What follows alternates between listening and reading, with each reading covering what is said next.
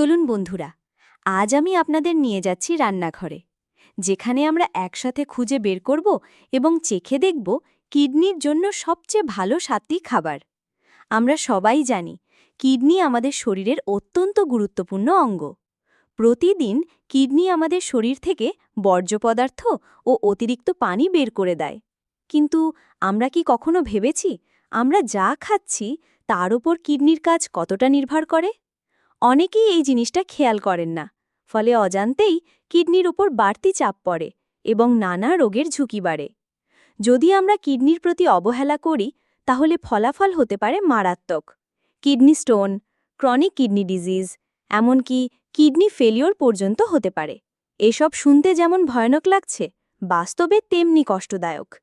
কিন্তু সুখবর হল, শুধুমাত্র খাবারের প্রতি সচেতন হলে আমরা এই সব সমস্যা অনেকাংশে এড়াতে পারি।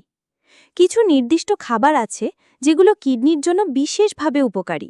এসব খাবার আমাদের ডায়েটে রাখলে কিডনির কাজ সহজ হয়, প্রদাহ কমে, এমনকি রক্তচাপ নিয়ন্ত্রণেও সাহায্য করে। তাই আজ আমরা জানব এমন 7টি খাবারের কথা যেগুলো সত্যিই কিডনির জন্য রক্ষাকবচের মতো কাজ করে। প্রথমেই আসি অ্যান্টিঅক্সিডেন্ট সমৃদ্ধ খাবার নিয়ে। শাকসবজি আর বিভিন্ন ধরনের বেরিজ যেমন ব্লুবেরি, স্ট্রবেরি বা আঙুরে থাকে প্রচুর অ্যান্টিঅক্সিডেন্ট। এগুলো কিডনির প্রদাহ ও অক্সিডেটিভ স্ট্রেস কমায়। নিয়মিত শাকসবজি আর ফল খেলে কিডনির পাশাপাশি পুরো শরীরই তরতাজা থাকে। দ্বিতীয়ত, চর্বিযুক্ত মাছ যেমন স্যামন, সার্ডিন বা ম্যাক্রেল, এসব মাছে থাকে ওমেগা-3 ফ্যাটি অ্যাসিড, যা প্রদাহ কমায় এবং কিডনির খোসকে রক্ষা করে। শুধু তাই নয়, এগুলো হার্টকেও সুস্থ রাখে, যা আবার কিডনির জন্যও গুরুত্বপূর্ণ। এরপর বলি মিষ্টি আলুর কথা। মিষ্টি আলুতে প্রচুর ফাইবার আর ভিটামিন থাকে, যা রক্তের শর্করা নিয়ন্ত্রণে রাখে এবং কিডনির ওপর চাপ কমায়।